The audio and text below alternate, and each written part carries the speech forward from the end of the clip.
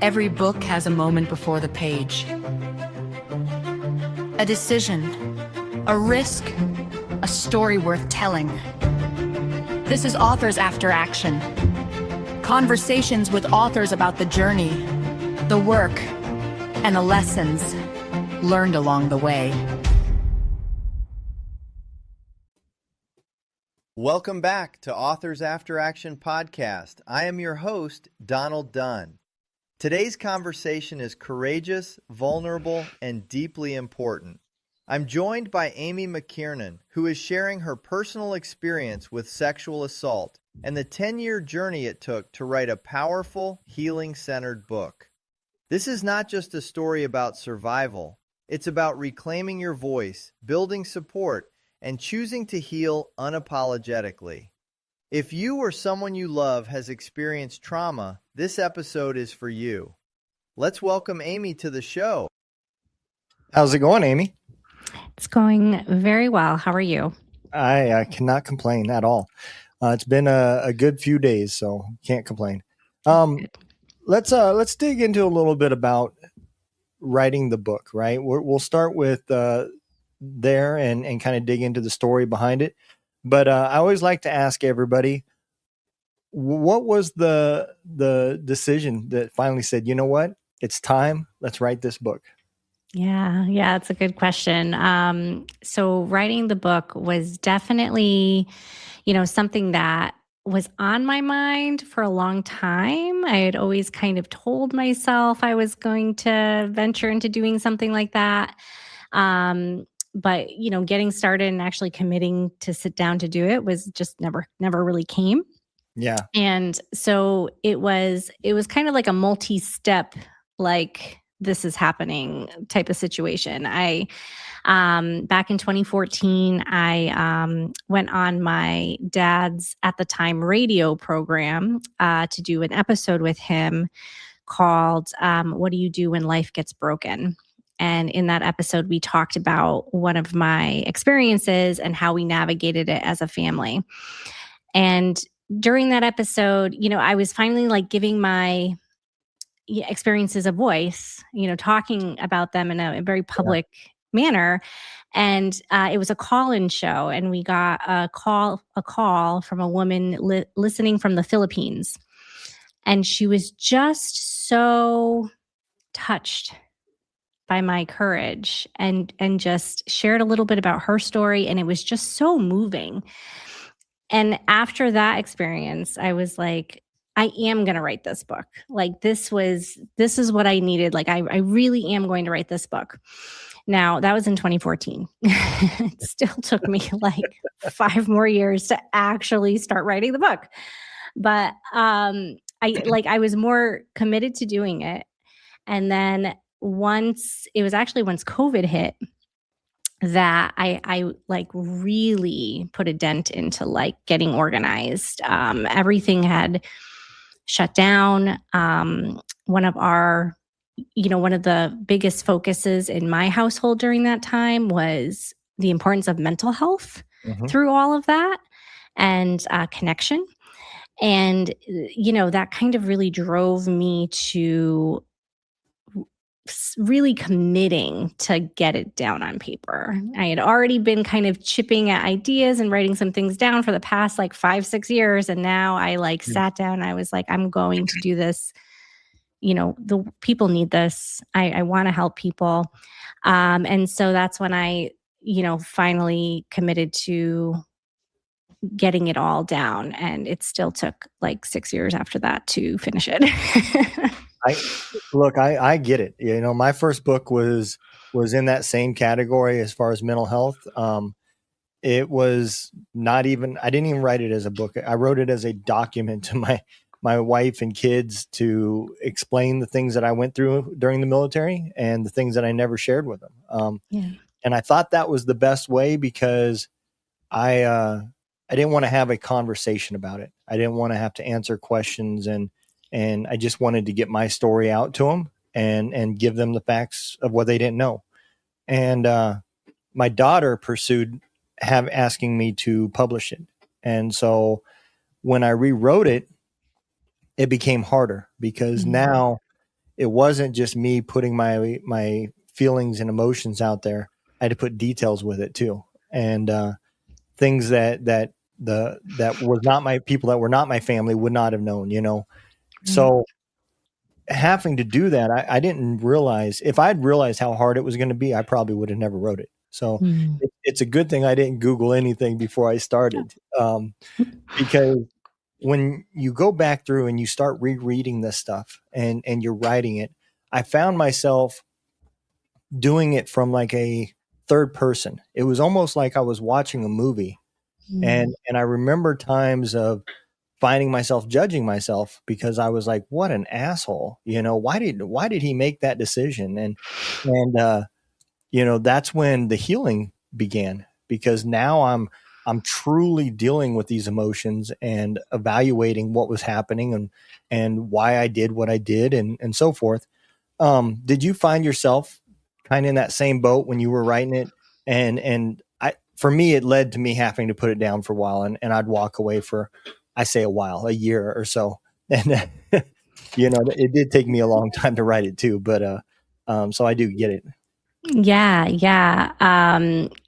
Right on. Like I definitely, I didn't, not so much writing it as like a third person, but I did find that I was holding back a lot. Like I would write it and all of a sudden be like, I'm done. And then I would revisit and be like, wow, I just scratched the surface. I didn't even dive into half the things that I need to dive into to really do this well. Yeah. And then I would have to also, walk away and pause for a little while because I wasn't really ready. And, it was interesting because when I started writing it, I kind of had this viewpoint. I was like, I am like so healed that like I can just like I'm ready to write this and give this healing knowledge to other people, which in a sense I was, but I also discovered that there was more healing that happened during this process that I didn't know I needed. I was making even deeper connections and learning more about myself and really digging up all of the things that I didn't even know I needed to do. And so it was like a whole other process of my own healing journey writing it, and it really solidified the fact that healing is not linear and it doesn't really ever stop. It's just this thing that it gets deeper and deeper and deeper and more beautiful and more powerful. And so it was such a discovery process in itself. But yeah, it definitely took time. It took pausing and walking away and thinking that I was done. And then I would like share it with my parents and like have them read it. And they'd be like, you didn't even mention, remember this happened? Do you remember this happened? And I was like, oh yeah, like I do remember that happened.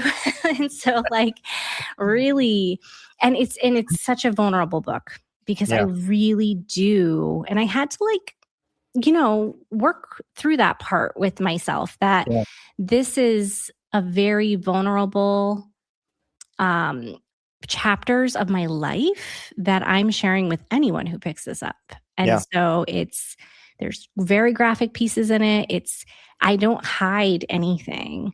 And I feel okay. I feel good about that now. But like in the beginning, it was this like, do I really want this out there? Do I really want to share these pieces of what happened to me and myself and my journey with strangers? And I've come to the point of, I do, because you know what? There are so many people who experience similar things who feel like they are the only person in the world going through it. It's like, you're not, but you feel like you are.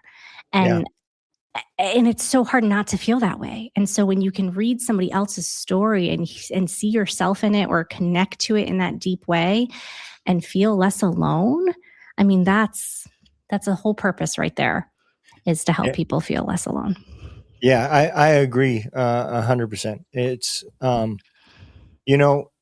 think you may not even realize it, but you probably have a niche group of military people as well that would follow this book, because sexual assault is a huge problem in the military. And I don't care what branch, I just say military in general.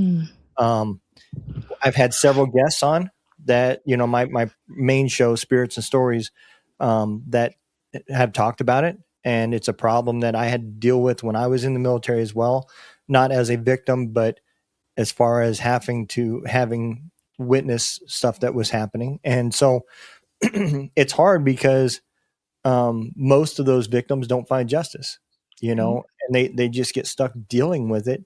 And instead of becoming a victim, a lot of times they become blamed. And so I'm sure people are picking up that book and reading it and being relieved to get those kind of, general thoughts and emotions from it, because I guarantee you they're dealing with it too. Yeah. And that's exactly the point, because, what you said is so true. There's so many people who don't receive justice or who are blamed, or carry this secret and don't ever say it out loud.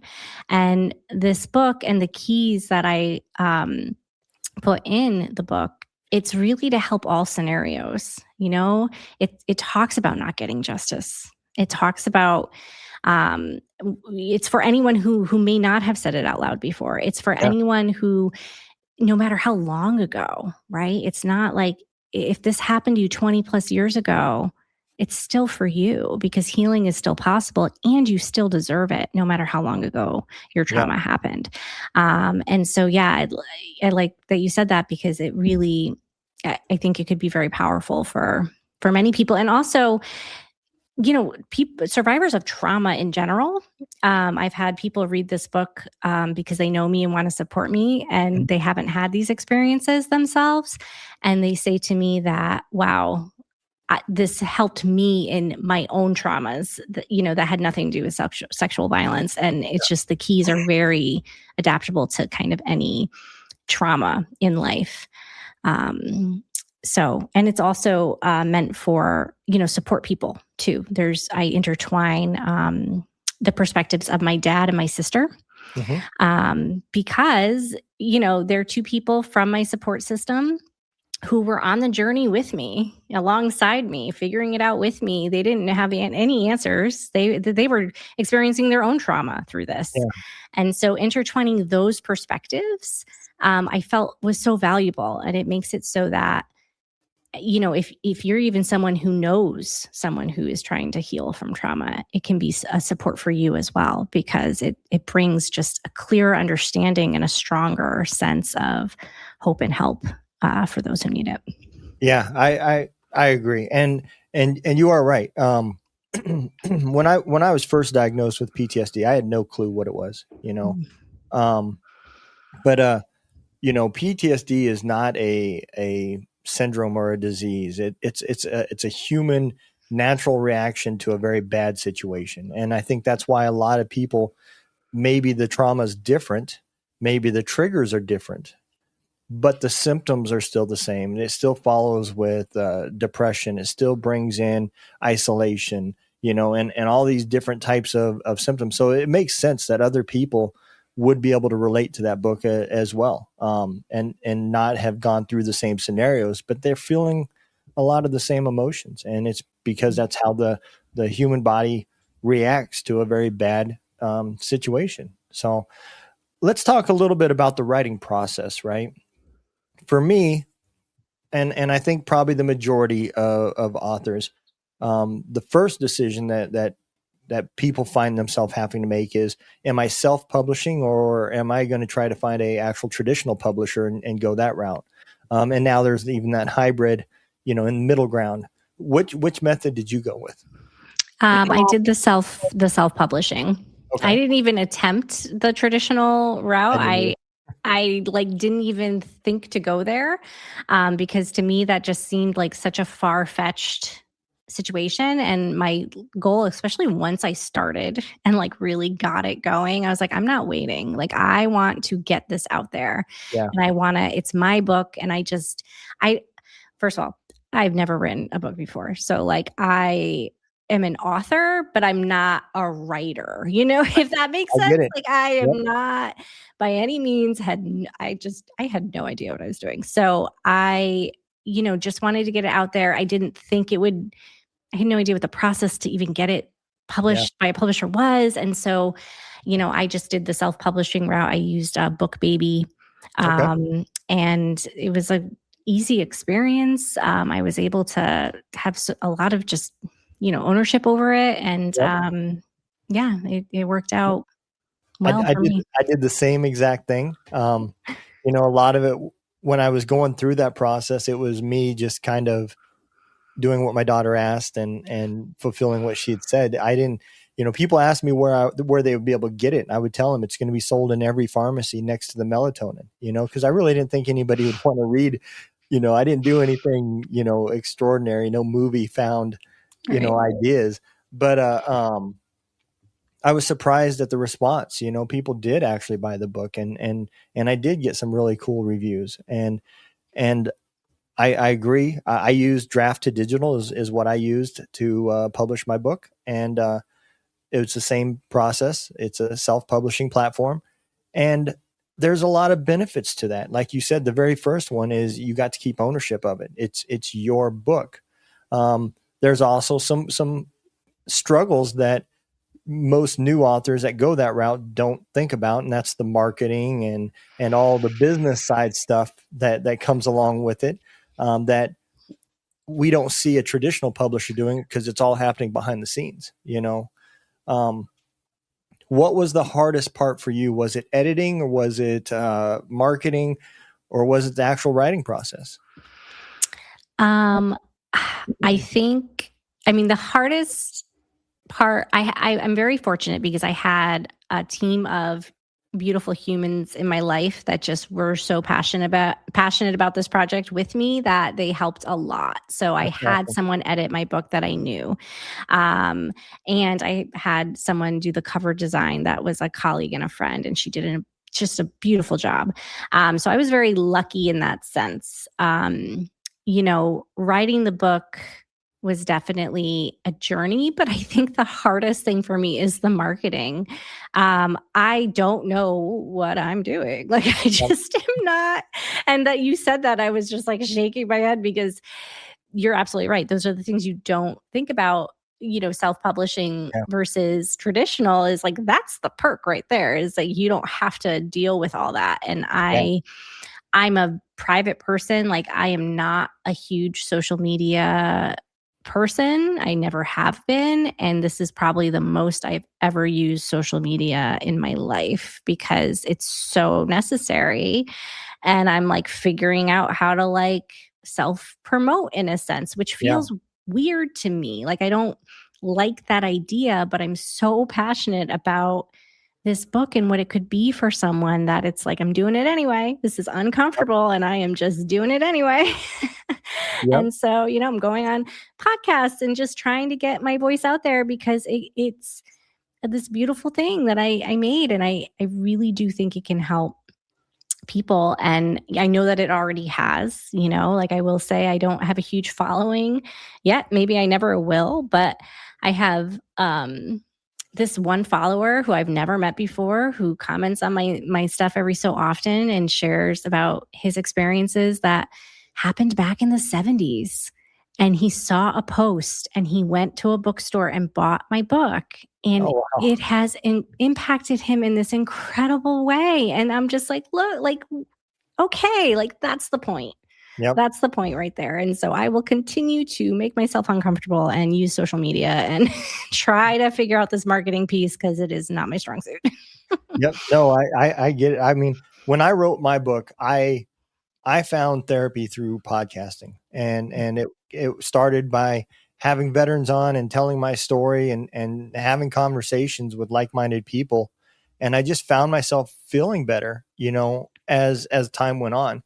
And I thought the same as you. Okay, I'm ready. Let's write this book that I can finally talk with my family about, and it was surprising of how hard it really was.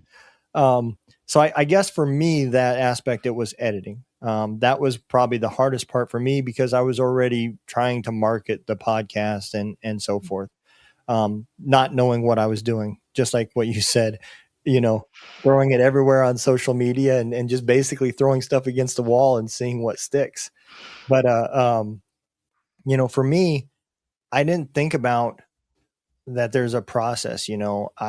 when I first started writing this book, and I think one of the reasons why it was so hard was I would write a chapter and then I would edit that chapter, and then I would write the next chapter and then I would edit that chapter. And I didn't realize that nothing stays the same. By the time you get to chapter 10, you're going to go back and make changes and realize you forgot stuff or left things out or wanted to rearrange things.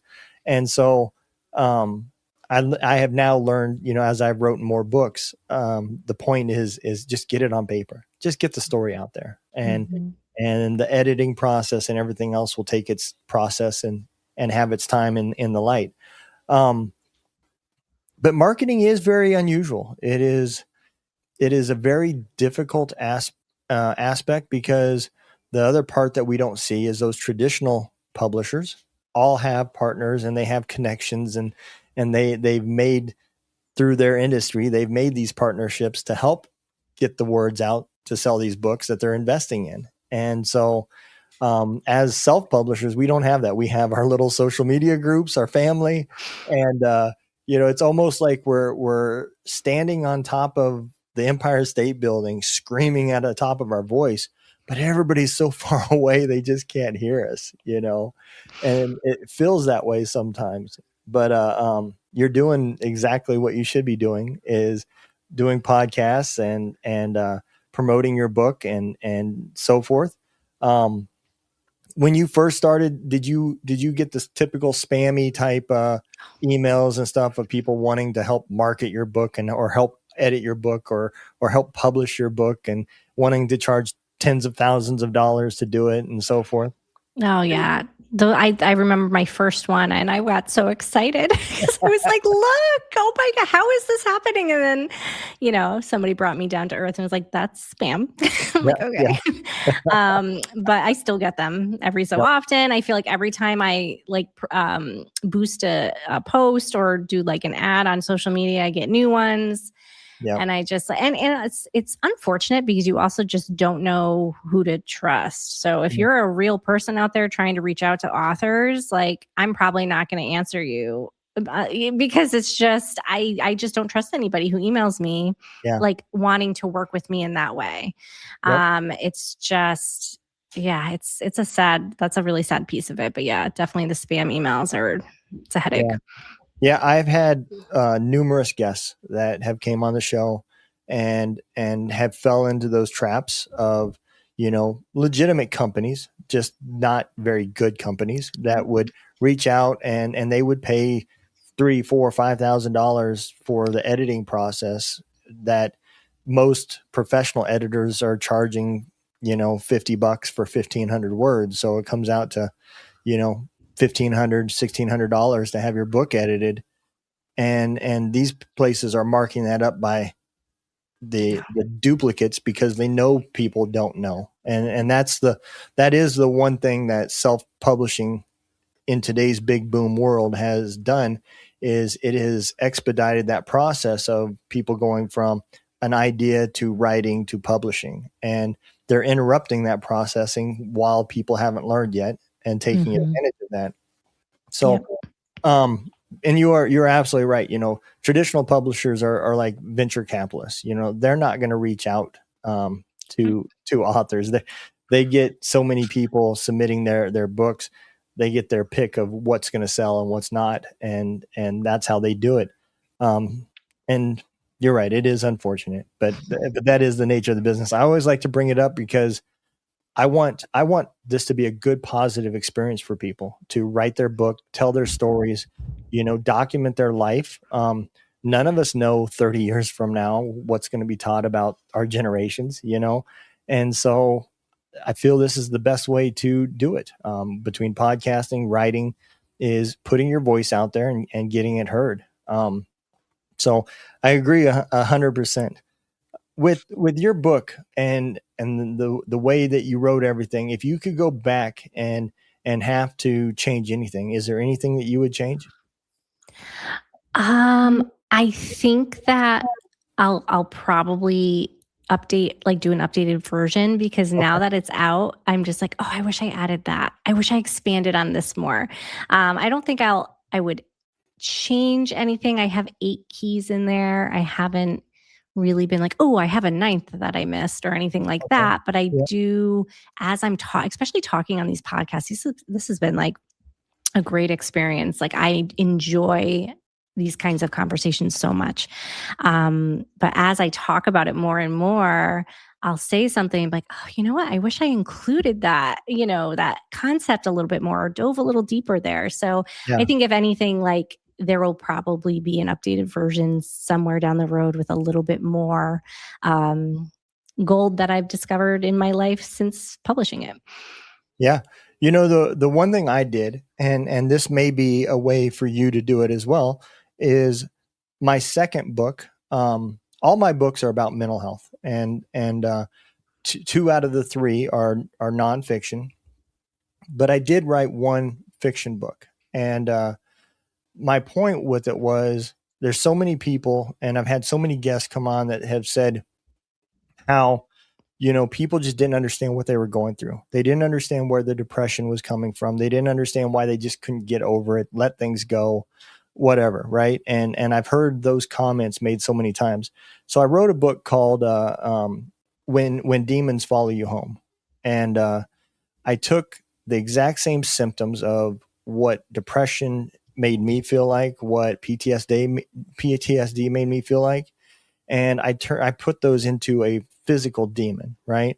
And the main characters was 4 homeless veterans that was living under the I-75 overpass that nobody listened to. Nobody believed that they were seeing real demons. They didn't even believe it themselves. They thought it was just, them from drugs and alcohol and so forth.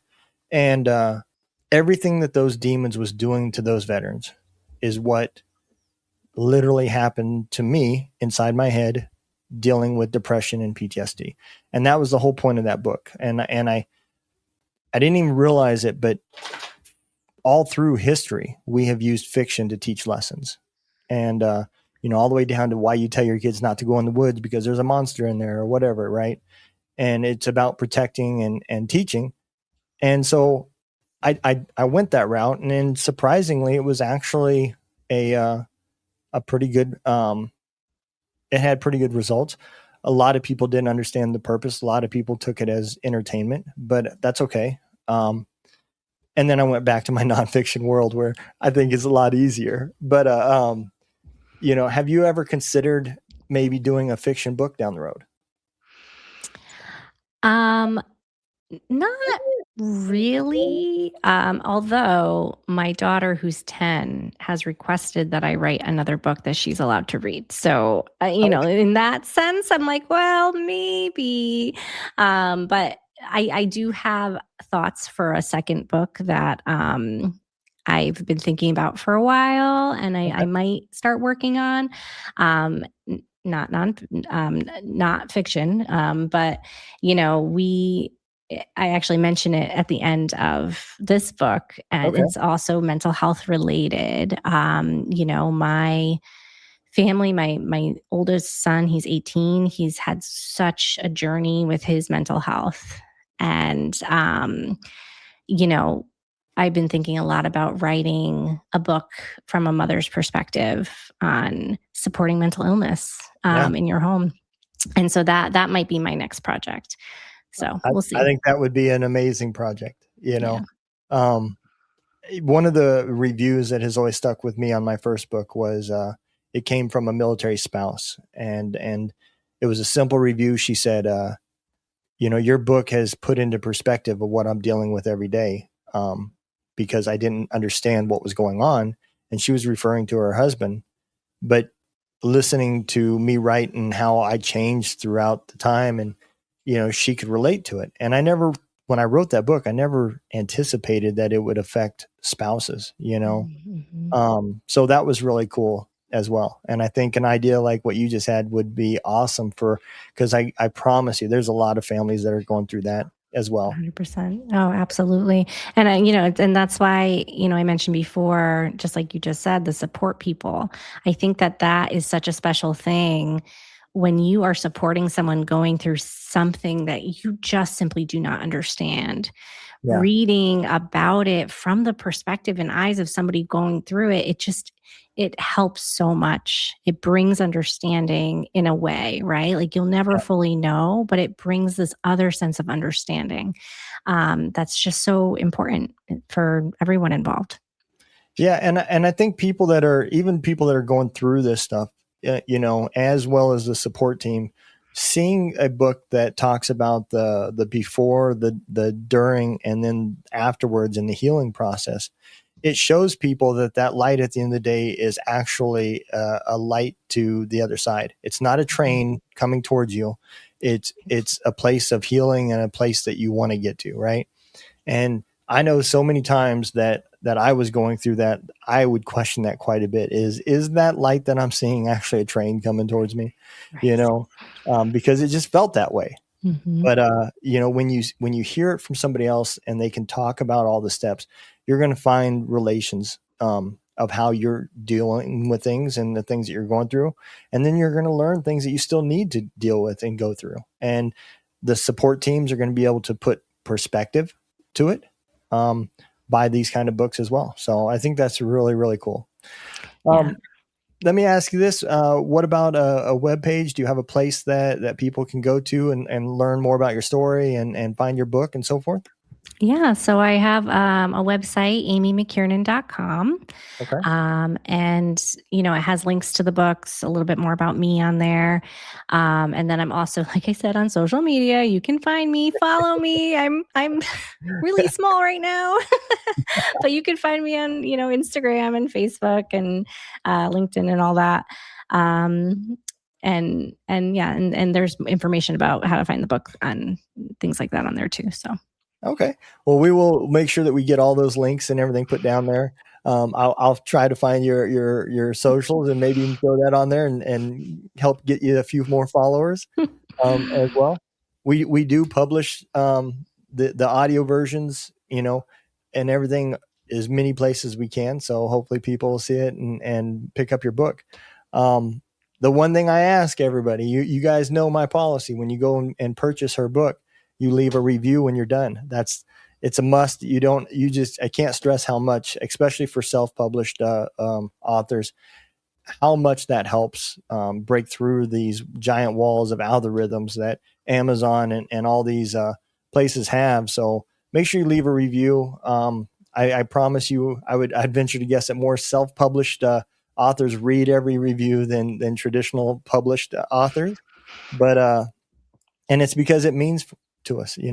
We wouldn't have done this journey if it wasn't something that we were passionate about. And most authors can probably swear that they probably end up giving away a lot more books than they actually even sell, because it's about them wanting to get their voice heard and their story known. And so you're doing amazing stuff when you purchase the book, and you're a superhero when you leave the review. So make sure that you do it.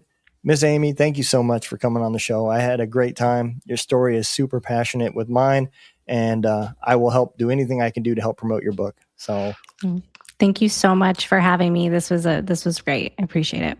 Absolutely. You guys take care. All y'all be safe, and we will see you next time. You've been listening to Authors After Action, a podcast from the Barracks Media Network. Thanks to our guest for sharing their story, and thank you for listening. You can explore more conversations like this across the Barracks Media Network. We'll see you next time.